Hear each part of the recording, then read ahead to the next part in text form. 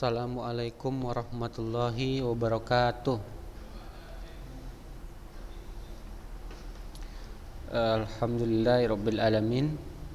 Bersyukur kita ucapkan kepada Allah Subhanahu wa taala sehingga pada pagi hari ini kita masih diberikan Allah Subhanahu wa taala kesehatan serta kesempatan sehingga kita bisa mengikuti pembelajaran online kita pada hari ini. Oke ya, anak didik kami kelas 9C dan 9D. Kita lanjutkan materi kita. Nah, kemarin kita sudah membahas tentang tentang struktur atom, ya kan? Nah, jadi bahwasannya atom itu dia terdiri dari proton, neutron dan juga elektron. Nah, jadi elektron dan neutron itu proton dan neutron itu berada di inti atom, kan begitu kemarin. Sedangkan elektron itu berada di mana? Di sekelilingnya, kan begitu. Nah, berada di kulit, kan begitu, berada di kulit atom. Nah, jadi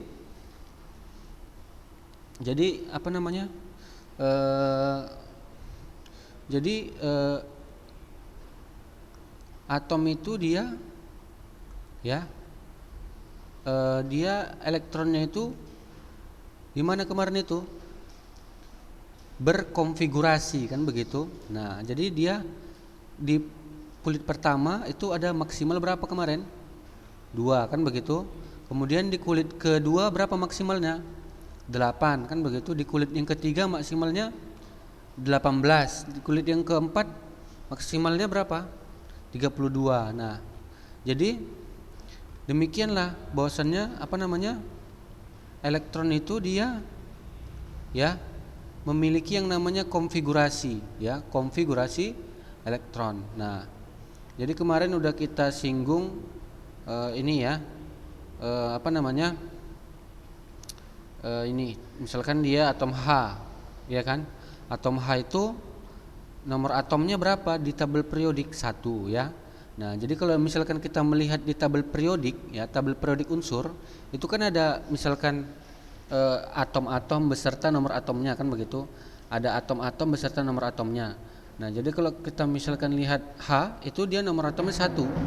Sedangkan He itu nomor atomnya adalah 2. Nah, jadi kalau misalkan H1, nah berarti nanti bagaimana susunan elektronnya, kan begitu? Bagaimana susunan elektronnya di kulit tersebut, kan begitu? Nah, jadi kalau H cuma 1 berarti nanti jumlah elektronnya dia hanya di kulit yang pertama. Berarti nanti di kulit pertama H itu atom H berarti 1. Nah, kemudian He itu nomor atomnya 2. Nah, jadi penyusunan nomor atom ini berdasarkan massanya, ya. Jadi semakin tinggi massanya, kan begitu, tentunya semakin tinggi nomor atomnya, kan begitu. Nah, jadi kalau misalkan H itu dia posisi nomor atomnya itu 1. Nah, dia itu ke kanan, ya. Kalau misalkan kita lihat di tabel periodik, ya, udah pernah melihat di tabel periodik. Nah, tabel periodik unsur itu kan dia susunan daripada unsur-unsur, kan begitu. Nah, susunan daripada unsur-unsur. Jadi kalau misalkan H itu dia 1, kan begitu. Nah, kemudian He berada di sebelah kanannya. Nah, berarti kalau di sebelah kanannya itu di posisi 2, kan begitu. Nah, jadi kalau misalkan He nomor atomnya 2. Nah, jadi kalau misalkan konfigurasi elektronnya berarti 2, kan begitu. Nah, karena maksimal di kulit pertama adalah 2, berarti He adalah 2 elektronnya, kan begitu. Nah, kemudian kita lihat Ne. Nah, Ne berapa nomor atomnya? 10, kan begitu. Nah, berarti jumlah elektronnya sama dengan 10. Nah, jadi bagaimana cara membuat konfigurasinya, kan begitu. Nah, oke, perhatikan ya. Nah, jadi Ne berarti bagaimana kita membuat konfigurasi elektronnya? Nah, kan maksimal di kulit yang pertama itu berapa? 2, ya kan? 2 kan? Nah, maksimal di kulit yang pertama itu adalah 2 elektron. Kemudian sisanya berapa? Setelah misalkan 2 kita masukkan ke kulit yang pertama, berarti sisanya adalah 8 kan begitu? Nah, berarti nanti 2 konfigurasinya adalah 2 kemudian 8.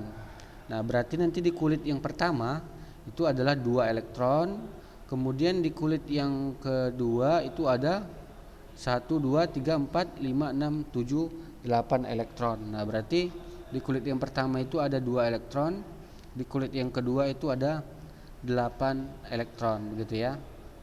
Oke ya, nah sampai situ bisalah dimengerti ya.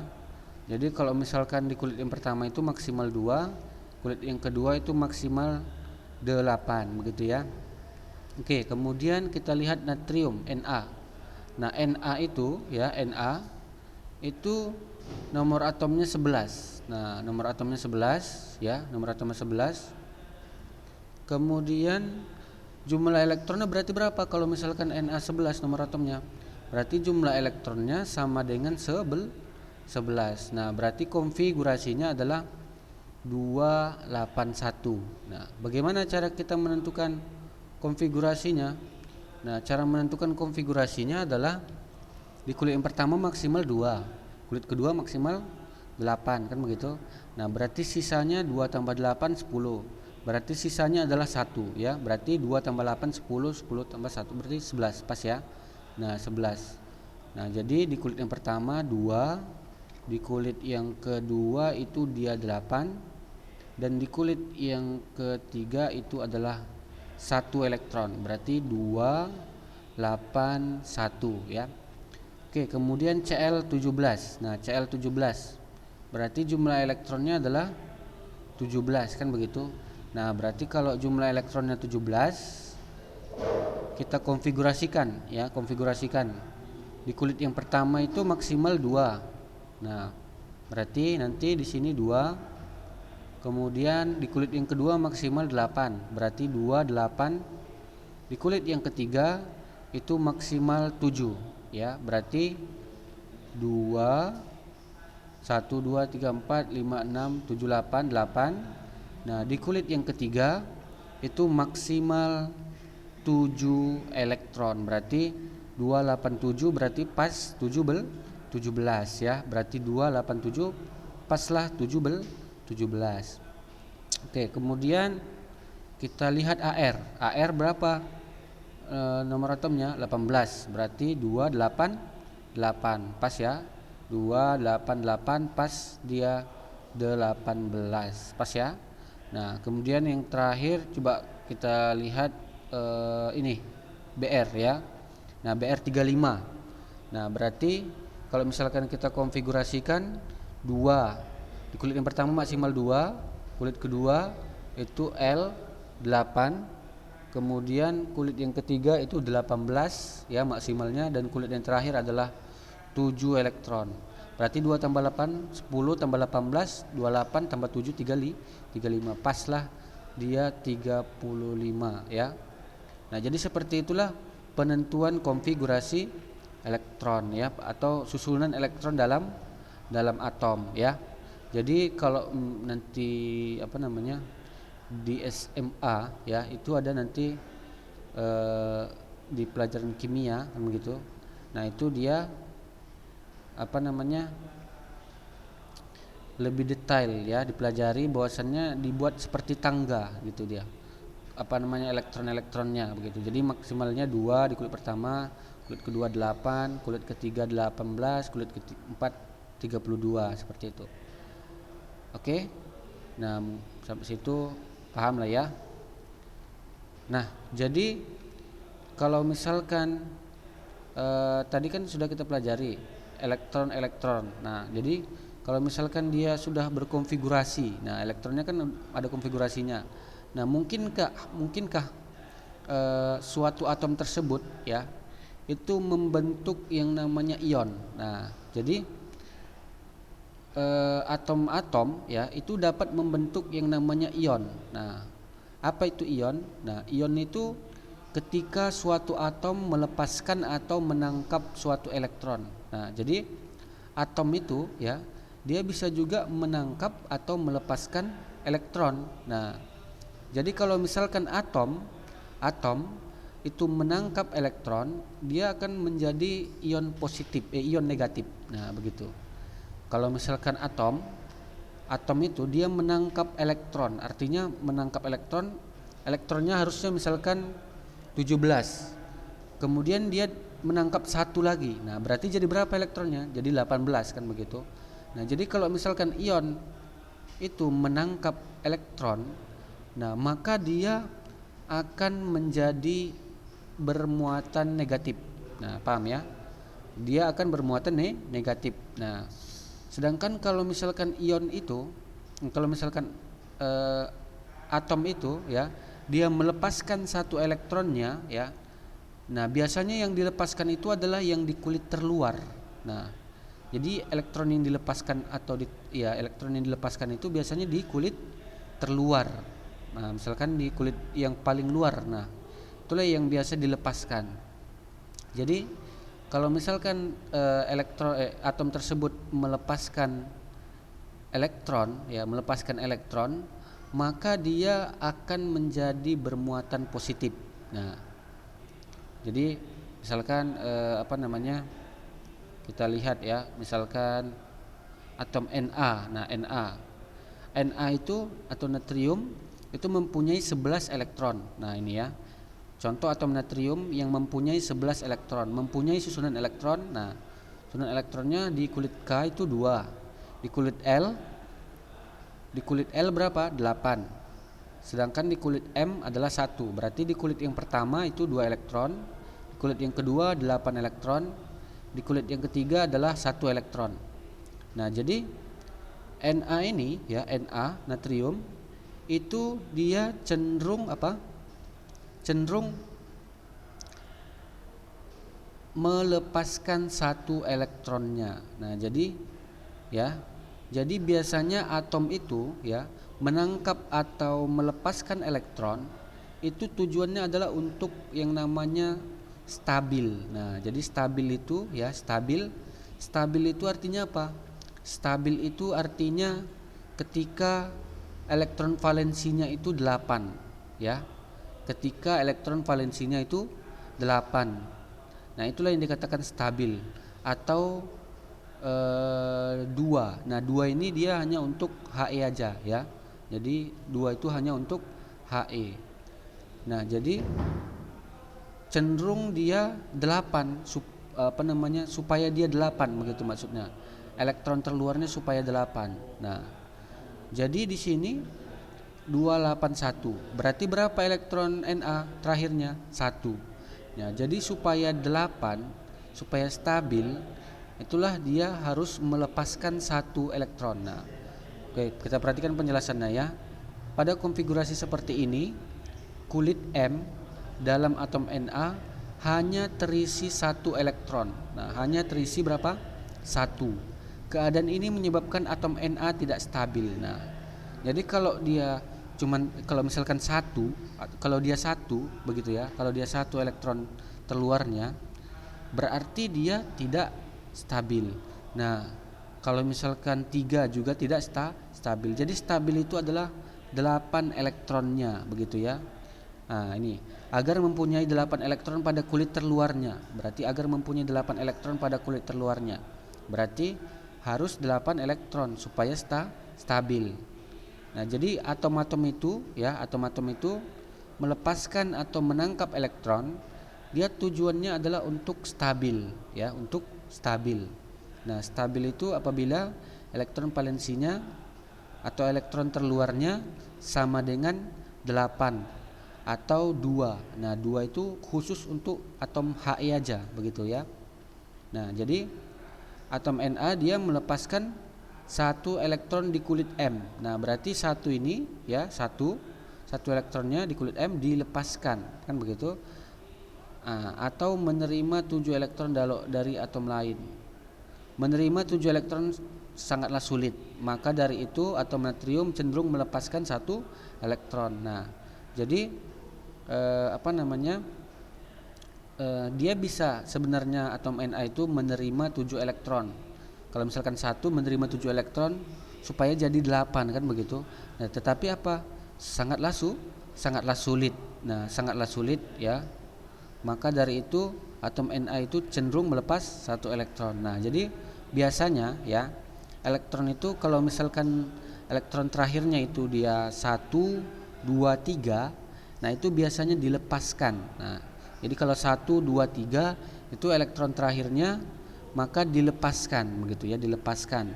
Sedangkan 5, 6, 7 ya, 5, 6, 7 itu dia menangkap.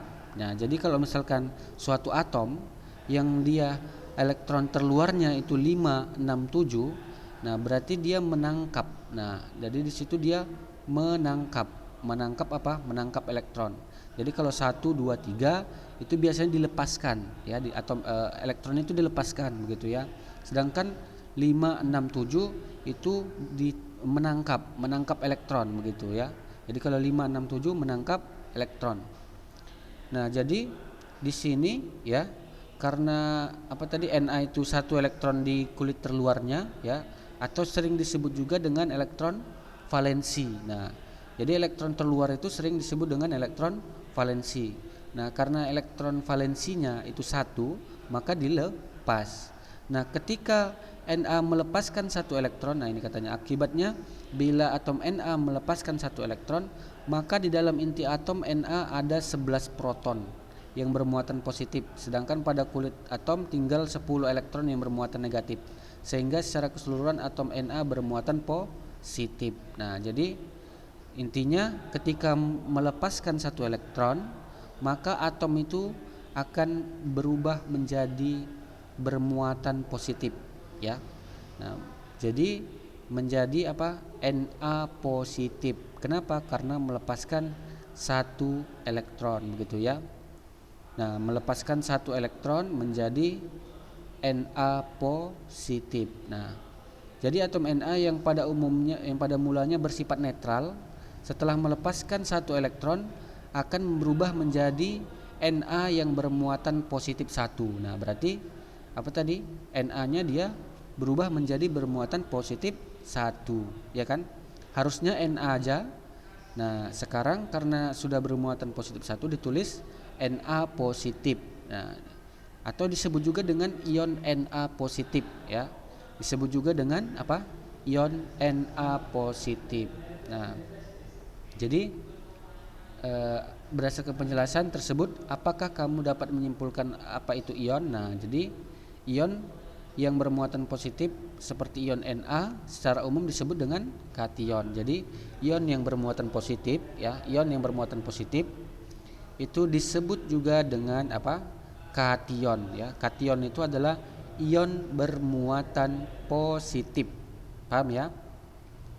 Jadi ion adalah kation adalah ion bermuatan positif. Oke, sampai sini paham ya? Nah, kemudian bisa juga ini pada Ca atau kalsium. Nah, jadi kalsium itu ya, kalsium itu ketika kita konfigurasikan maka akan menjadi di kulit pertama itu 28. Nah, 28. Nah, 28 kita lihat ya, kalsium itu 12 ya. 282. Nah, harus ya 282. Nah, nanti ketika dia melepaskan elektron ya, melepaskan 2 elektron di kulit terluarnya, maka nanti dia akan berubah menjadi ion Ca2 positif. Paham ya? Nah, jadi ketika karena di sini kan dua elektron di kulit terluarnya kan begitu. Nah, maka ya karena 2 elektron di kulit terluar, maka di sini ya supaya 8 ya elektron terluarnya supaya stabil ya, itu akan melepaskan 2 elektron menjadi ion Ca2 positif. Nah, berarti Ca2 positif ini masih kation ya. Kation itu artinya ion positif. Nah, jadi coba kita lihat di Cl. Nah, Cl ini nomor atomnya 17. Nah, Cl nomor atomnya 17. Nah, ketika kita konfigurasikan berarti 2 8. Nah, kulit pertama maksimal 2, kulit kedua maksimal 8, kulit ketiga maksimal 7. Berarti 2 8 7. Nah, berarti 2 8 7. Nah, di sini elektron terakhir daripada Cl itu berapa? 7. Nah, berarti karena 7 elektron terakhir dari Cl, maka cenderung apa? Menangkap. Nah, jadi Ustaz bilang tadi kalau misalkan 5 6 7 dia cenderung menangkap elektron. Kalau misalkan elektron terakhirnya itu 5 6 7, dia cenderung menangkap elektron, begitu ya. Nah, jadi karena ini 7, maka menangkap berapa supaya stabil? Nah, menangkap 1 elektron supaya apa? Stabil ya. Jadi karena 7 berarti menangkap berapa? 1 elektron supaya stabil, paham ya? Jadi menangkap 1 elektron supaya stabil. Nah, jadi di sini karena menangkap 1 elektron supaya stabil, maka Cl itu menjadi bermuatan negatif. Nah, jadi kalau atom yang menangkap 1 elektron itu akan berubah menjadi ion negatif. Nah, ion negatif inilah yang disebut dengan apa? Kation. Nah, jadi kation itu adalah ion ion negatif disebut juga dengan anion, paham ya? Anion. Nah, jadi kalau ion positif disebut juga dengan kation, sedangkan ion negatif itu disebut dengan anion. Nah, ion negatif disebut juga dengan anion. Nah, jadi ya perhatikan ion positif ya, ion positif. Nah, ini ada keterangannya ya. Atom yang melepaskan elektron akan menjadi ion yang bermuatan positif. Nah, berarti atom yang melepaskan elektron keluarnya menjadi ion positif. Sedangkan atom yang menerima elektron, berarti atom yang menerima elektron itu akan menjadi ion bermuatan negatif. Nah, jadi di sini ya, ion positif dan ion negatif itu bisa bereaksi. Nah, jadi reaksinya itulah yang disebut dengan ikatan ion. Nah, jadi ion positif dan ion negatif itu bisa bereaksi. Nah, jadi reaksi antara ion positif dengan ion negatif itulah yang menghasilkan apa? Menghasilkan suatu senyawa namanya. Senyawa dari ikatan apa? Senyawa yang berasal dari ikatan ion, kan begitu. Nah, contohnya misalkan logam natrium. Nah, logam natrium, ini logam natrium kemudian direaksikan dengan gas klor. Nah, gas klor. Nah, jadi nanti ya natrium. Nah, ketika direaksikan dengan Cl atau klor, nah maka nanti di sini ya atom natrium itu ya ketika kita reaksikan dengan Cl atau klor, nah natrium itu dia akan cenderung melepaskan 1 elektronnya ya. Jadi ketika berikatan dengan atom Cl ya, ya, jadi atom Na itu ya itu cenderung untuk stabil. Nah, jadi dia ketika berikatan nah maka nanti dia atom Na ya itu cenderung untuk stabil. Nah, berarti untuk stabil maka Na ini ya melepaskan 1 elektronnya seperti yang tadi. Nah, berubah menjadi ion positif. Nah, kemudian Cl itu dia ketika ketika berikatan dengan atom Na, kan begitu kan. Nah, jadi Cl ini dia menangkap 1 elektron. Nah, berarti nanti ya ikatan dari Na positif dan Cl negatif ya itulah yang akan membentuk natrium klorida. Natrium klorida itu adalah garam dapur ya. Nah, jadi natrium klorida itu ya itu terbentuk dari apa? Dari ion Na positif dan Cl negatif. Nah, Na positif dan Cl negatif ya, itu dia akan membentuk yang namanya garam dapur atau natrium klorida. Nah, jadi Na ya tambah Cl ya, tapi yang yang berbentuk ion kan begitu. Yang berbentuk ion. Nah, itu kita reaksikan akan membentuk yang namanya natrium klorida. Natrium klorida inilah yang disebut dengan garam dapur. Nah, jadi senyawa ion itu dia terbentuk dari kation dan anion. Nah, jadi NaCl ini termasuk dia senyawa ion. Nah, NaCl termasuk senyawa ion. Kenapa? Karena terbentuk dari kation dan anion, begitu ya. Kenapa? Karena NaCl itu dia terbentuk dari Na positif dan Cl negatif ya. Jadi seperti inilah dia gambar gambar kristalnya begitu ya. Na-nya, kemudian ini Cl-nya kan begitu. Nah, inilah dia garam dapur. Terbentuk dari Na positif dan Cl negatif. Oke. Nah, jadi pada NaCl kation dan anion tersusun berselang-seling secara teratur. Nah, sehingga interaksi tarik-menarik antara ion Na positif dan Cl negatif terjadi secara maksimal.